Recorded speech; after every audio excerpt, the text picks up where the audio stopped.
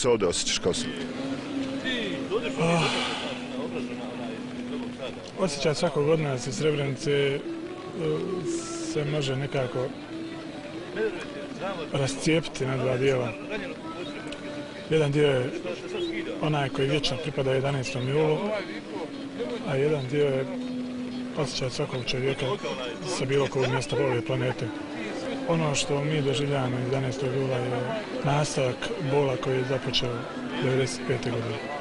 Tako je danas, tako je bilo prošle godine, tako će biti vjerovatno svi naredni godina da smo živi. Normalno čovjeka jeste da se obznani istina svijetu.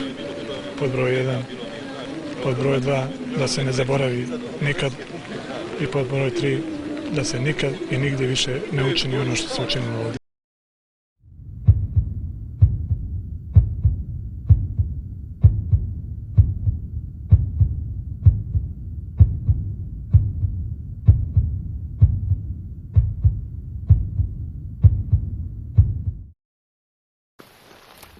Naša zadnja poruka je bila da mi više nemamo vremena za javljanje novo.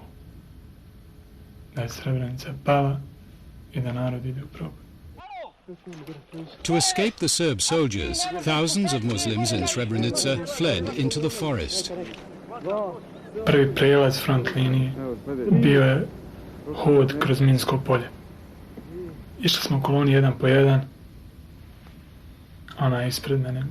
Gdje stane, tu moram stati ja, ako neću da nagazim na mene. They set out on a 40-mile walk through a forest ringed by Serb patrols.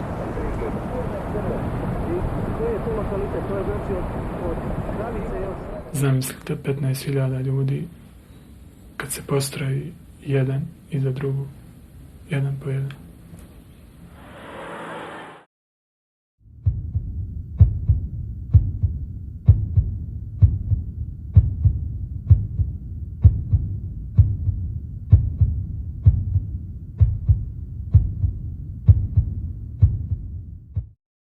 Kako se ovdje osjećaš kao sam? Bio je hod kroz minsko polje. Išli smo u koloni jedan po jedan. Osjećaj svakog od nas iz Srebrenice se može nekako... Gdje stane, tu moram stati ja. Rascijepiti na dva dijela.